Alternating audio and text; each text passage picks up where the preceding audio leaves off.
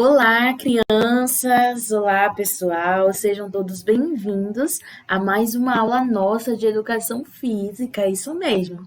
Vamos começar a nossa aula. Nossa aula vai falar sobre um assunto muito importante, que é o assunto que nós estamos vendo aqui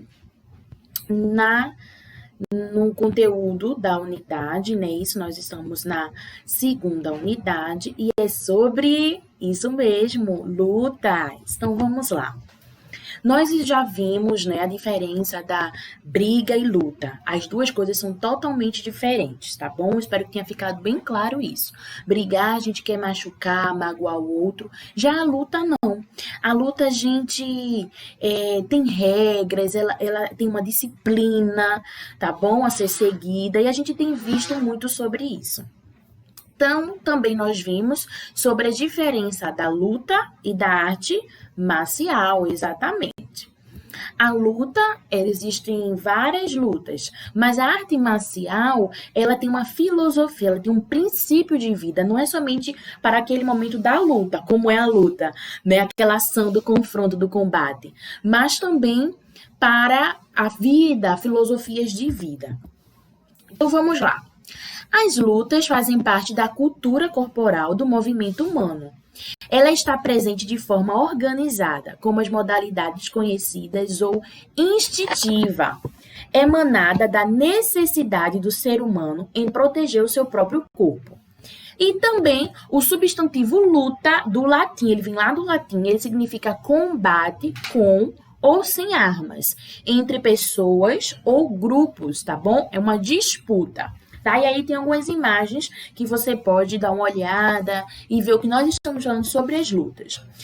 A categoria das lutas: o boxe, a capoeira, o aikido, o judô, a luta livre e a luta grego-romana, nós podemos ver que elas têm algumas características em comum.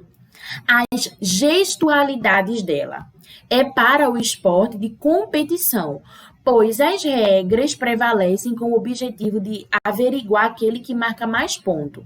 Então, essas lutas que a gente tem que usar gestos, né, alguns movimentos, quem consegue realizar ele no outro de forma, né, aquele movimento, aquele gesto de golpe, leva o ponto. Então, essa é a luta que pode ser levada para o esporte, tá bom? Mas e a arte marcial? Significa arte da guerra e ela está vinculada ao deus Marte, isso mesmo. Tem como objetivo a arte marcial a defesa pessoal em uma situação de risco, sem regras e com enfoque principal na formação do caráter do ser humano. Então, não existe regra na arte marcial, ela está ali para você se defender. Entretanto, ela faz com que você só use quando for realmente necessário. Ela ajuda você a você ser... organizar sua raiva, organizar seus pensamentos, ter mais paciência, ser uma pessoa que demora a se estressar. Então, ela não tem regra quando ela é usada, tá bom? A arte marcial, mas também ela tem uma formação de caráter aí atrás. Tá bom? E ela tem essa característica de defesa pessoal. Não é um esporte, não é uma competição, é somente para defesa pessoal. Ela tem origem ocidental ou oriental.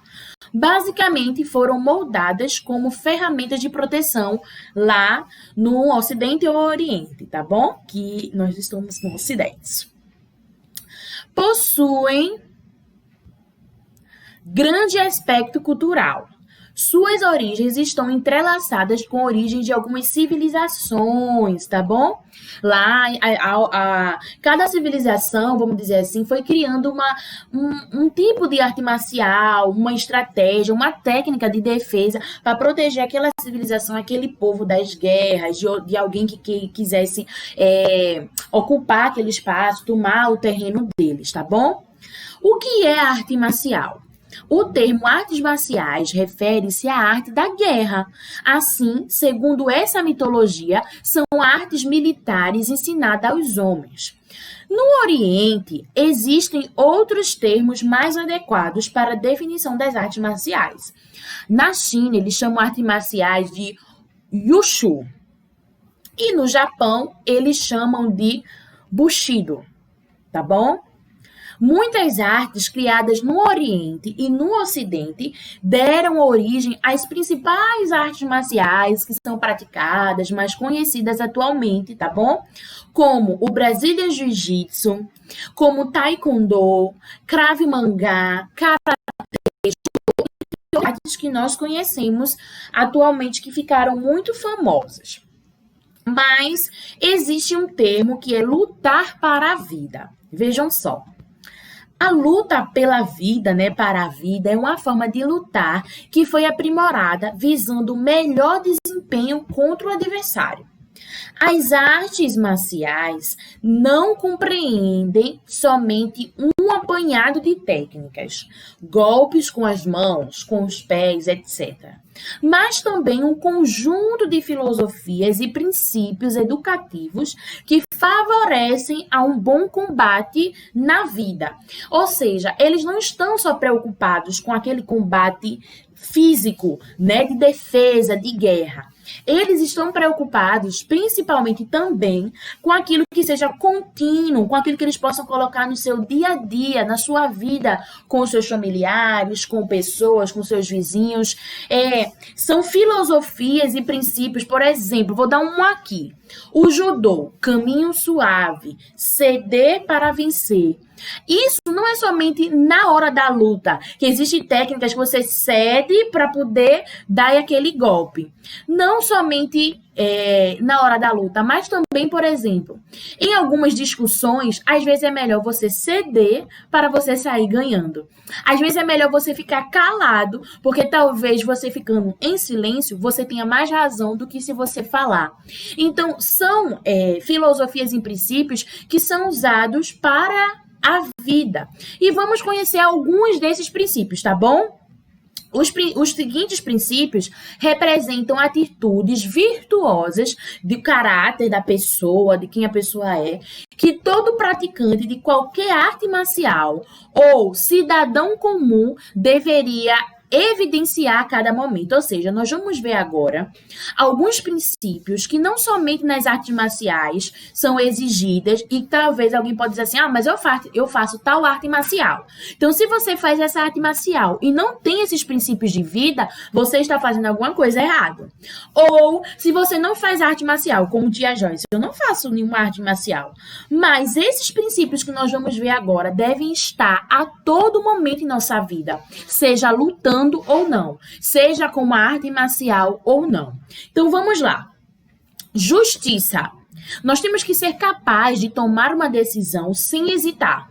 Seja justo e objetivo em todas as circunstâncias. Fazer julgamentos de acordo com a verdade, não com a mentira, não porque você quer sair ganhando, tá bom? Ter coragem, enfrentar os desafios e tomar decisão. Nós precisamos ser pessoas corajosas. Bondade. Nós precisamos ser generosos, gente. Nós precisamos ser pacientes e tolerantes. É muita gente que é pirangueiro, vamos dizer a verdade, não é? Impaciente e que não tolera nada. Qualquer coisa já tá chiando, já tá brigando, já tá pegando uma briga. Nós precisamos ser bondosos. Temos que ser corteses, usar o princípio da cortesia. E o que seria isso? Respeito e boas maneiras no comportamento. Ser educado, dar bom dia, boa tarde, com licença, por favor, né? O desapego. Agir desinteressadamente. Poxa, o celular é seu, tudo bem. Tu me empresta, tudo bem, empresta aqui, ó. Sabe, a gente não pode se apegar às coisas, não. Temos que agir de forma desinteressada, não podemos ser egoístas, tá bom? E nós temos que ser generosos. Temos também que ter sinceridade no nosso coração. Falar a verdade, defender as pessoas, ser fiel ao que você fala. Se você diz, não, tal hora eu tô lá, tal hora você tem que chegar lá, tá bom? Vamos ver mais alguns. Ter honra. Você tem honra? Me diz. Honra, valorização e defesa da dignidade. Você tem que ser digno. Você tem que, como é que eu posso dizer para vocês? Vocês têm que ser pessoas honrosas, tipo, não desrespeitar ninguém e também não aceitar desrespeito, tá bom? Pessoas modestas. Não ser arrogante ou pretensioso, amostrado. Seja modesto, tá bom? Obrigado. Você é linda. Você sabe que você é linda. Você sabe que você é lindo. Você sabe que você é forte. Mas você vai o quê? Obrigado. Que nada. Isso é uma pessoa modesta, tá bom? Fidelidade. Não trair ninguém. Não só em relacionamento, tá bom? De menino e menina, né? Namoro. Mas também a gente precisa ser fiel aos nossos pais, aos nossos amigos. Nós não podemos trair as pessoas no nosso ambiente de trabalho, com os nossos professores. E também, muito menos, trair eu e a você. Se você tem aquilo como, não, isso aqui eu não aceito. Aí você vai lá e acaba cometendo. Você se autotraiu. Ser fiel às suas convicções, ao que você aprendeu na sua infância. Ter o autocontrole, controle sobre as suas ações, emoções e palavras. Amizade, ser companheiro, aprender a compartilhar e ajudar. Integridade, tratar todos igualmente, defender a verdade e ser fiel aos compromissos. Generosidade, dar a quem necessita e sem pedir nada em troca. Paciência, tolerar o intolerável. Serenidade, controle do impulso para os conflitos e dificuldades. Respeito, seja respeitoso e gentil com as pessoas. E autoconfiança, cresça em si mesmo. E aqui tem algumas lutas, tá bom? Tem o taekwondo, tem o judô e o karatê. E você pode ver que em cada um eu tentei colocar aí alguns princípios que são característicos dessa filosofia, dessa luta. Cortesia, integridade, perseverança, autodomínio e espírito indomável é o taekwondo. Princípio de máxima eficácia do corpo e do espírito. Princípio da prosperidade e benefícios mútuos. Princípio da suavidade, judô. Esforçar-se para a formação do caráter. Fidelidade para com o verdadeiro caminho da razão. Criar um intuito de esforço. Respeitar acima de tudo. Reprimir o espírito de agressão. Tudo isso é o karatê. Então, a luta e as artes marciais se ocidentou-se, né? Esportivizou-se. O que é isso? Ao chegar aqui no Ocidente, as lutas orientais perderam a conotação filosófica fundamentada em crenças e religiões que preparavam o praticante física e espiritualmente, sendo enfatizados os aspectos agora o quê? Os aspectos competitivos e o de defesa pessoal.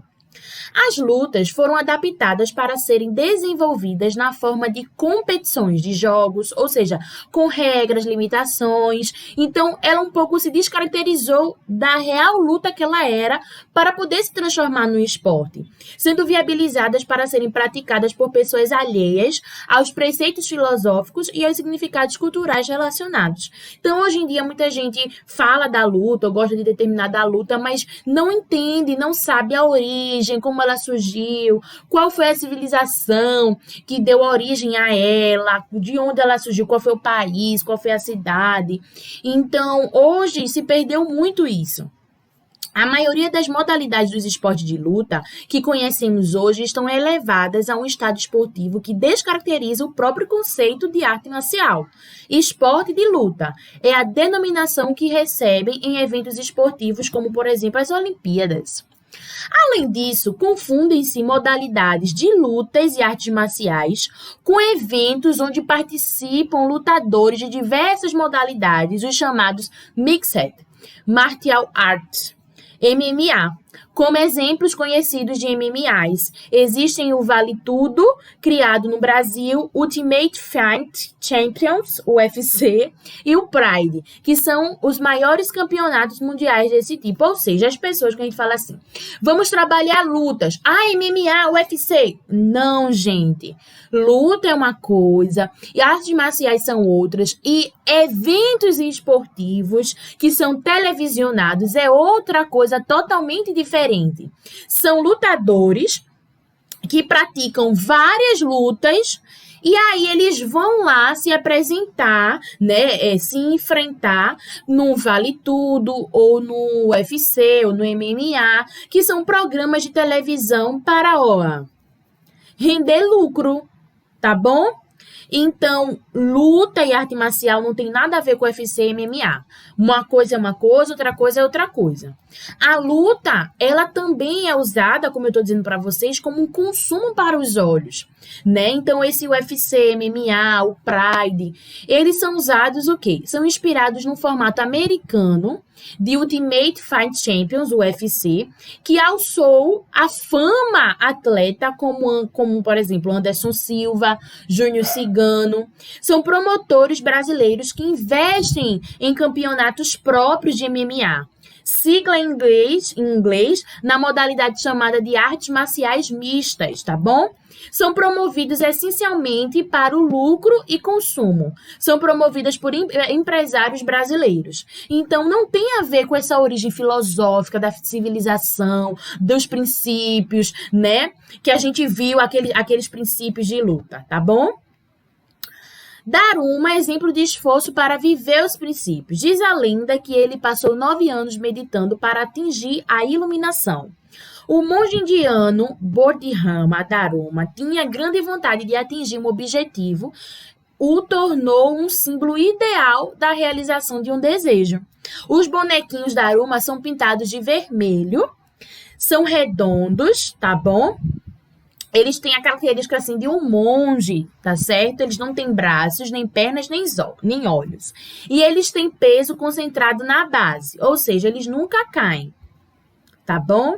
Os bonequinhos são proferidos por uma grande diversidade de pessoas. Os alunos de Daruma são deixados em branco. Os olhos do Daruma são deixados em branco. As pessoas compram e pintam o olho para desejar sucesso em uma prova ou promoção, por exemplo.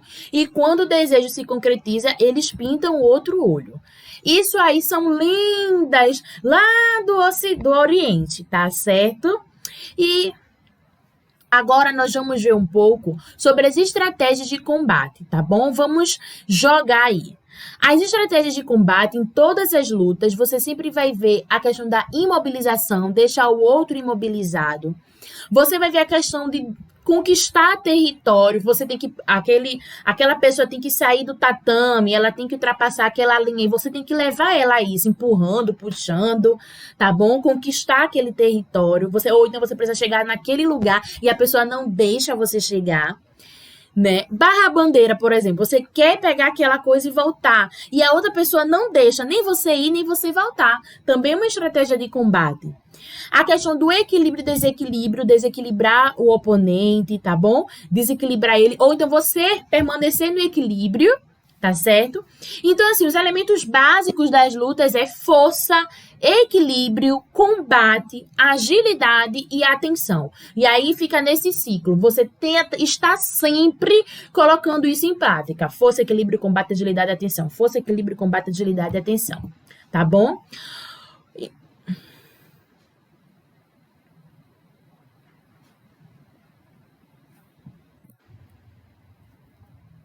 Alguns comprimentos que existem nas lutas, né? O Onegai Shimashu, que é o do judô, né? São usadas universalmente para expressões do dia a dia, como sim, por favor, obrigada, entendi, desculpe-me, tá bom? Então, o que acontece? Existem aqueles princípios que eu falei para vocês, que eu vou deixar disponibilizado esse slide, se der, tá bom? Aqui mesmo no Eclass.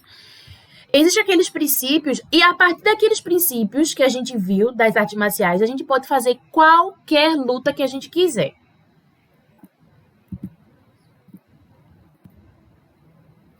Mas, para agora, eu vou fazer a pergunta, tá bom? Para você responder. Nós vamos refletir um pouco sobre a questão das vivências que a gente já teve em nossa vida, do fracasso e do sucesso. E aí vão duas perguntas. Você já teve a oportunidade de vivenciar essas duas experiências? Teve alguma coisa na sua vida que você fracassou e você ficou muito triste? Alguma coisa que você queria alcançar? Um jogo que você perdeu, do videogame ou de esporte, de jogo, de vôlei, um queimado, uma corrida? Como foi essa sensação? E você já teve sucesso? Você já ganhou? Você já ganhou, você já conseguiu chegar em primeiro lugar? Qual foi essa sensação? Quais são as experiências que mais marcaram a nossa vida? Tá bom? Porque a gente sempre vai ter essa relação, principalmente na luta. Alguém vai ganhar e alguém vai perder. Na luta nunca vai ter empate, tá bom? É preciso estabelecer uma relação equilibrada entre esses dois extremos, entre fracasso e sucesso. Uma hora a gente vai fracassar, outra hora a gente vai ter sucesso.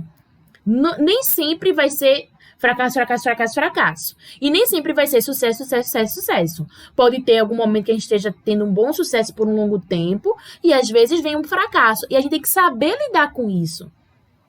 É preciso estabelecer uma relação equilibrada entre esses dois, para que a gente possa adotar critérios para saber analisar o porquê eu perdi. Avaliar o que eu posso melhorar.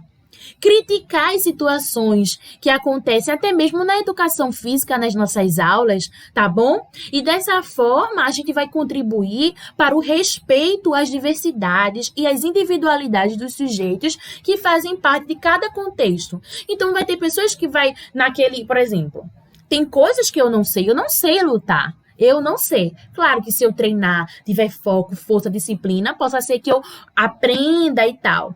Mas com certeza uma pessoa mais experiente da faixa preta vai sempre me derrotar. Concordam?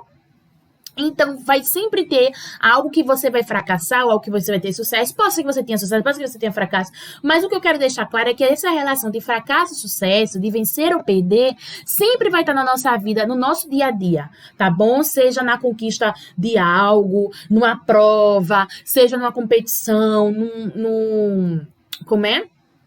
Aquela coisa, numa Olimpíada, mas eu queria... Tem outro nome. Esqueci o nome. Seja no que for na nossa vida, né? Eita, o ônibus tá ali, eu quero correr pra pegar. Poxa, ele foi embora, eu não consegui pegar. Você fracassou. Aí, o que é que você vai fazer? Você vai ficar com raiva, vai chutar, vai bater em alguém, vai falar palavrão? Não. Você tem que controlar, entender que naquela hora não deu pra você alcançar o ônibus. Quem sabe na próxima vez. Então, essa é a relação que a gente precisa ter entre o sucesso e o fracasso. E aí eu quero que você me responda isso aí, tá bom?